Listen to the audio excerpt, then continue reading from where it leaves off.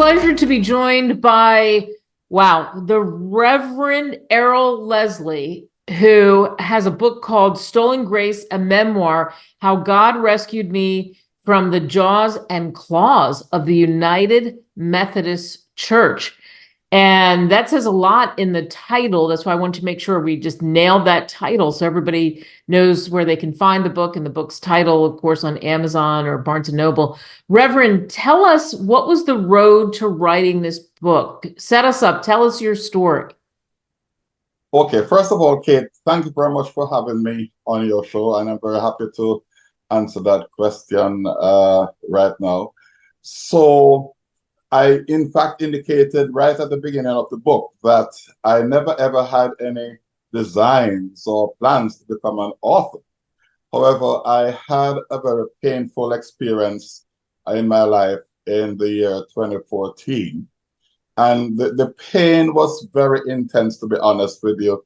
And it wasn't brought about by circumstances in my life like finance or health or losing a loved one or anything like that.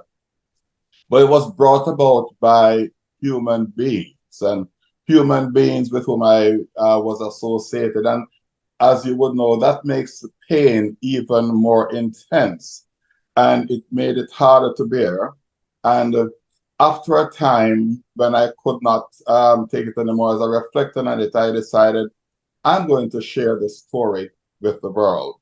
And so I struggled through some difficult times, as most persons, or certainly some persons in the world have. And I decided that with the help of God, I'm going to put the story on paper. So tell everybody the story. Okay, so the background is that, first of all, I am a retired pastor. I started off in the Methodist Church in the Caribbean, and I served there for 17 years. Then I was transferred to the United Methodist Church here in the US, and I served for 21 years. So I served a total of 38 years, in the Methodist Church. And for several years, and this is hard to share, but it's reality. For several years, I had some challenges and struggles in my marriage and my family relationships, and it became really unbearable. So while I experienced the pain in my marriage, a former female schoolmate came into my life. And so I'm being honest, she was divorced and I was on the brink of a divorce. And before long, we got into a relationship which eventually crossed moral lines. However, I did not give in to the pressure of that person to divorce my wife and marry her immediately. And so she sought revenge by filing a formal complaint or written complaint to the bishop and the church administration. And in that complaint, she claimed that I had sexually abused her. So, Kate, what got to me is that not only did she file a complaint, but she grossly, grossly exaggerated the story. And then on top of that, she created some more stories, which said, that's me? No, that definitely was not me. So after the complaint was received, the church called me in, the administration of the church called me in, and the bishop suggested that I should resign and surrender my ministerial credentials. So I told him I was not going to do that for two reasons. One, because I still felt very strongly called to ministry. My call to ministry is as genuine as it could come. I had a strong sense of call. And secondly, I told the bishop if I resigned based on the complaint which this woman had written, then I would, in essence, be admitting to all the other false allegations. And I said, I am not going to resign. So the church decided to do what it seemed to like doing, and it established a trial court. So I had to attend a trial court at the church level, and the prosecutor for the church decided to use every imaginable dishonest and unethical tool in order to achieve a conviction for me. And I thought, as I heard or experienced the process with all that dishonesty, and after 38 years of service to the church, 2 years before I would have become eligible for retirement and receive my full benefits, they kicked me out. And I thought that was just so unfair. Not that I did not do something wrong, but just the process. It was just unjust. It was inhumane.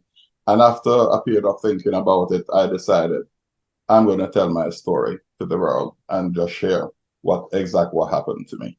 And in telling that story, which you told us there, and talking about it being unfair and just 2 years away from being essentially fully vested, and then what happened and how she filed the complaint when it was, as you were saying, you're in your eyes were saying, look, this is consensual. How deeply did that hurt you?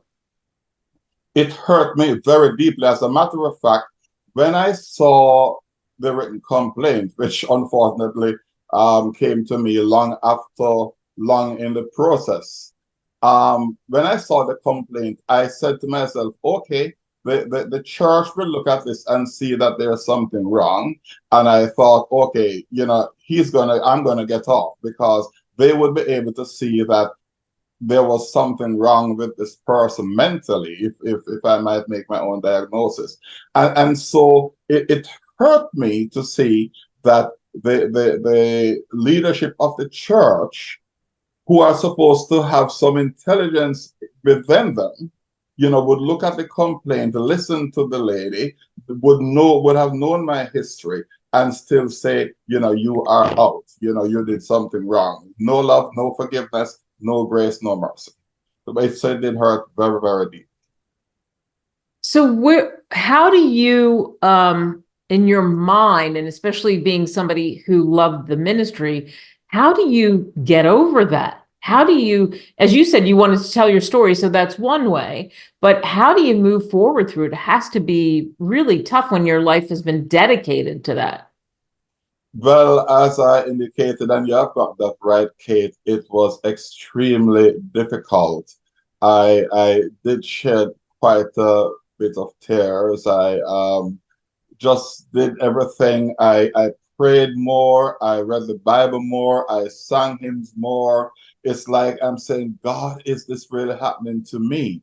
But I'll tell you what helped me to get through this the most, in a sense, is the vast support which I got from not only from the members of the local congregation that I serve, but from the wider community, in which I'm in Palm Bay, Florida, and the entire community of Palm Bay, heard about it, and they were also upset and angry. I had a good relationship with so many persons, and it's not like they were condoning what I did or saying, yes, you did a good job, Errol, but they just thought, okay, this is a church, this guy made a mistake, give him a break, help with forgiveness and grace. So the support of the church, they wrote letters to the bishop, they telephoned the bishop, they all gave me support and encouragement, and that certainly helped to pull me through.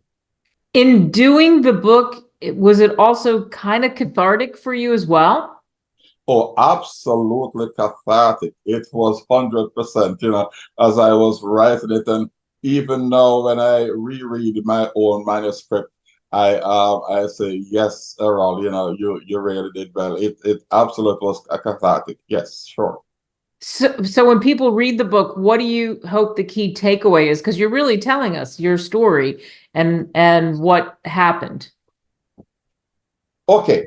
Well, a number of things I would hope that persons will get from it.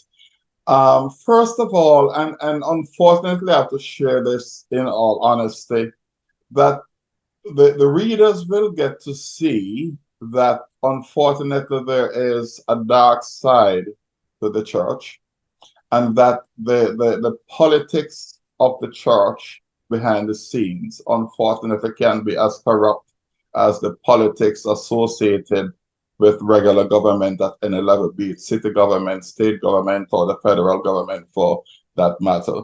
And, we all know that there is politics associated with institutions like schools or businesses or at the workplace. But unfortunately, it is present in the church as well. And I certainly became the victim of that. So it is important for persons to realize that the church leaders, administration, bishops, et al., they are human beings, and they can be unfortunately corrupt and dishonest. So I'll tell you, while I was living the story in real time, Kate, I did not realize that there were so many themes which were actually coming out until after I wrote the book and I read my own manuscript and I started to reflect on it, and I see how God equipped me with the strength and the resilience and helped me to be triumphant, so to speak, when human beings try to throw me in the pit. So if I might just share very quickly that the experience has taken me back to that Old Testament story about Joseph recorded in Genesis, where Joseph was thrown in the pit by his brothers and they expected him to be eaten by animals. But at the end of the day, God rescued Joseph, and these same brothers became dependent on him for their sustenance and existence. And the Bible states that Joseph said, what you intended for evil, God intended for good. And that has been an encouragement to me when other persons, in fact, have used that same story and said, Errol, it is going to turn out to be good in the end. Just be patient and wait. So I hear God saying to me, and I want persons to realize this if they have similar experiences, do not be afraid. Do not be discouraged. Be brave and courageous, for the Lord your God will be with you wherever you go. Reverend, I guess that in summing this all up, for you now, how are you doing now and what are you doing now? Okay, well, at the end of the period, I felt so strong a call to the ministry that I actually started a non-denominational congregation. And I led that congregation for about 5 or 6 years.